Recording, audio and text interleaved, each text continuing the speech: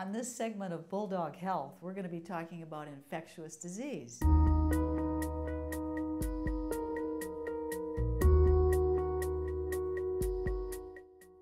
What can you do to prevent yourself from getting sick?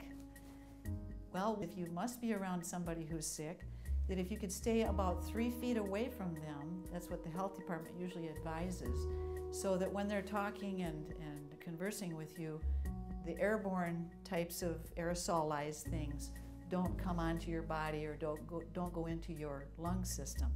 So stay a little bit away from those people that are sick if you can. Also, wash your hands and don't touch your mucous membranes, the eyes, the nose, and the mouth. And if you don't touch that with your hands when you're talking to people and conversing and communicating with the community, then a lot of times that will cut down on the amount of sickness that you get, especially respiratory illnesses. The most important thing probably to do is to get a good diet. And what do I mean by a good diet?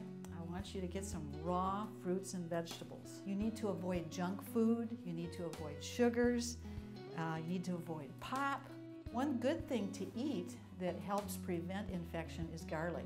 Garlic is antibacterial, it's antiviral, it's antiparasitic, and antifungal. So it's a very, very good thing to eat if you are feeling like you're going to get sick. Get some fresh air every day. Don't stay in a stale environment. Go outside and breathe the clean air and the fresh air. There is some benefit in that, and there's also some benefit in getting some sunlight. Sunlight gives us vitamin D, and in the wintertime we don't get enough sunlight. So it's a good idea to just go out there. It kind of brightens up your mood a little bit. The other thing that I need to tell you about is that if you're going to live in a negative emotional environment, this can affect you physically.